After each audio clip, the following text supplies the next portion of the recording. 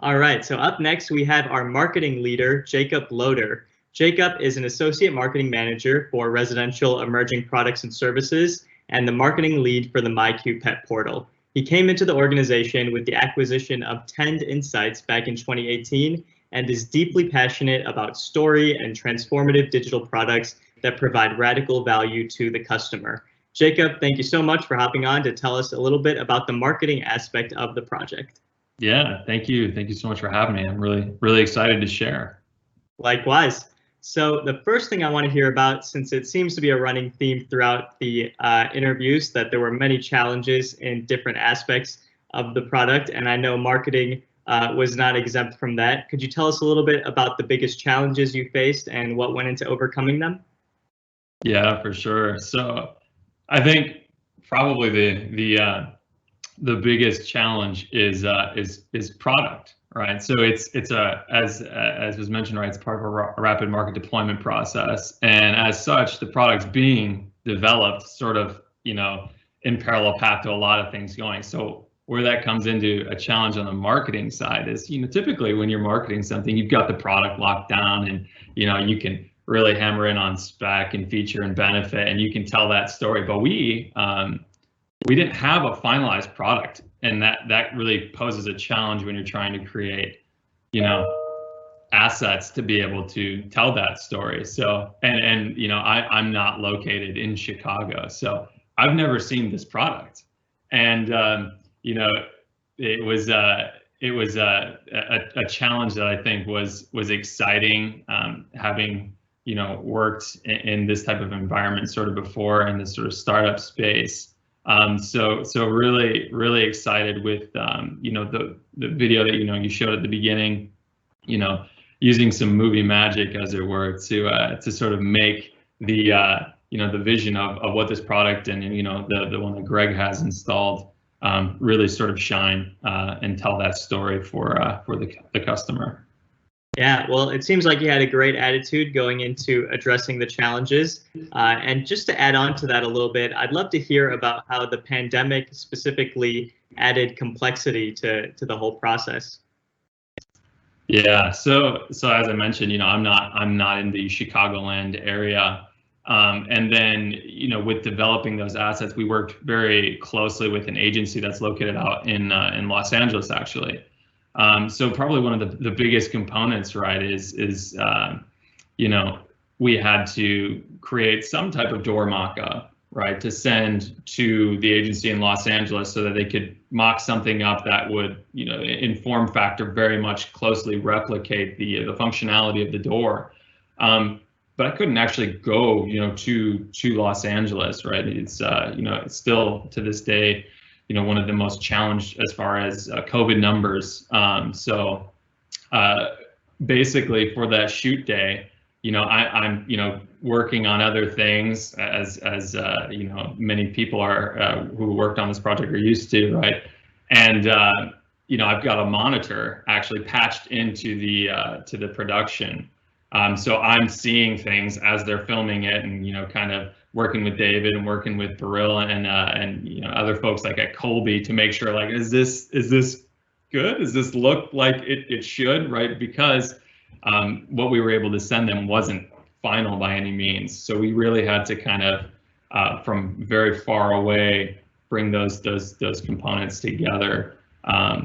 It's been a great challenge, of course. I think so much of the benefit of being in person, right, is you're able to kind of walk over to somebody's desk, and ask that question and get a pretty quick sign off or things like that. So it's been, communication's been a really strong point, and I think the team's done a really good job of, if questions are raised, if there's a flag thrown up for any questions or concerns, been very good about kind of getting on the same page, which is a challenge I think everyone's risen to, incredibly well.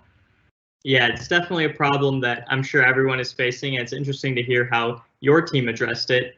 Another fun fact for the audience is that this was actually the first myQ branded access solution product that is located outside of the garage.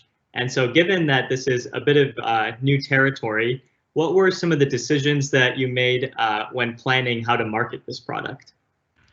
Yeah, so I think a big portion of this, and I think this has kind of been talked about, prior to me speaking here, but it is an entirely new solution, not only for our company, but really for the world, right? So it's not just a retrofit, kind of drill a hole in the door sort of solution.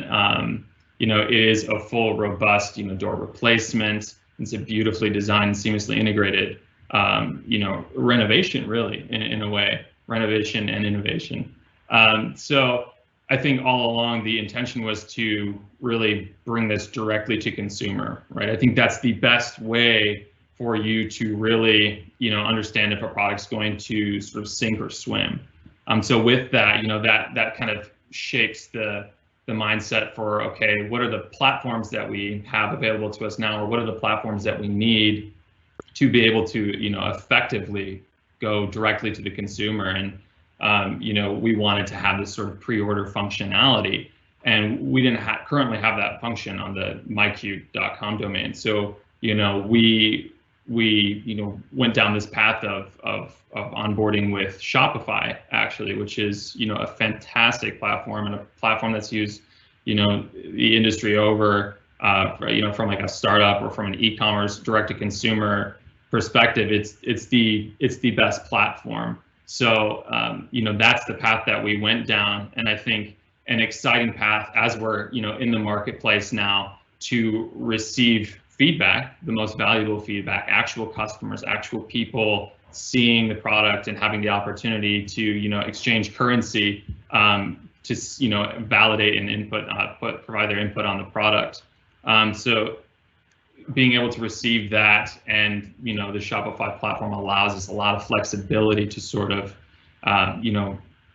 address what we're seeing coming in from a data and input standpoint from the customer, and affect change to help us more effectively communicate as we continue to drive direct to consumer. Got you. We've only got a minute left, but I want to touch a little more on customer centricity. Can you give one main lesson to the audience about how you went about understanding who your customer segment is in order to properly market to them?